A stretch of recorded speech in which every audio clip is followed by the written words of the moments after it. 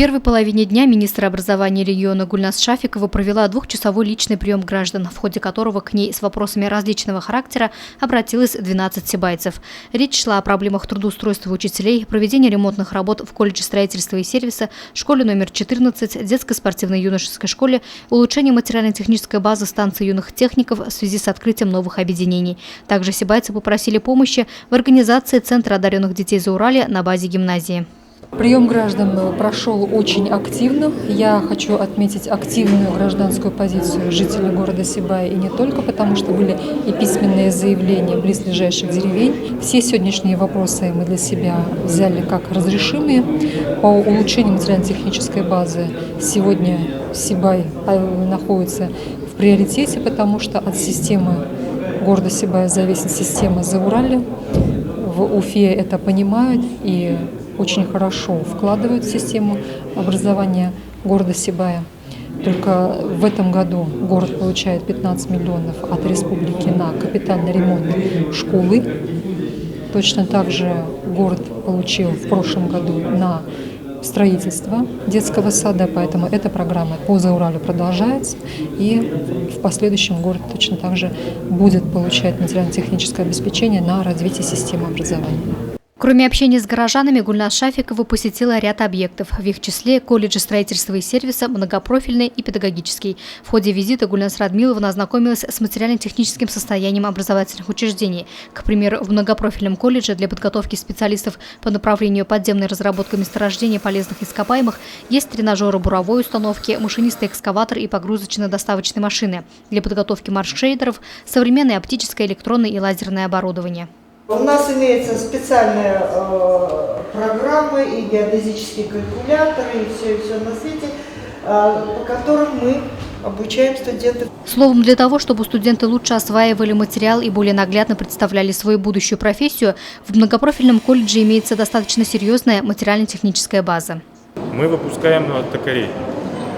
Выпустили уже 2 группы, и они получают уже рабочую специальность токаря. Дальше идет уже повышение квалификации, с помощью этого они могут отучиться на оператора станков ЧПУ. У нас есть здесь РМЗ, очень хороший, да, то есть РМЗ, БШПУ. Там есть такие? Да, есть. Министр образования ознакомился также с состоянием общежитий, столовых СУЗов, а также посетила гимназию-интернат, коррекционную школу и зональную психолого-педагогическую комиссию. А уже за круглым столом гости города рассмотрели и обсудили вопросы подготовки квалифицированных рабочих кадров, специалистов среднего звена в рамках реализации среднесрочной комплексной программы социально-экономического развития Зауралья. В мероприятии приняли участие заместитель министра образования Леонид Васильев, начальник отдела по подготовке рабочих кадров Виктор Набатов, а также руководители профессиональных образовательных учреждений Сибайско-Белорецкого региона, такие как Акьярский горный колледж имени Исмаила Тасимова, Белорецкий металлургический и строительный, Зауральский агропромышленный колледжи. То оборудование, которое видели, мы готовы у себя без проблем готовить, соответственно, не более 3-го разряда автослесарей, электромонтажников и другие. Но по ряду специальностей, например, лаборант химанализа и прочее. Значит, у нас недостаточно оборудования. Поэтому теоретическую часть мы здесь проводим, а практическую часть вынуждены туда ехать. В принципе, мы работаем с основными нашими работодателями на договорной основе, и получается.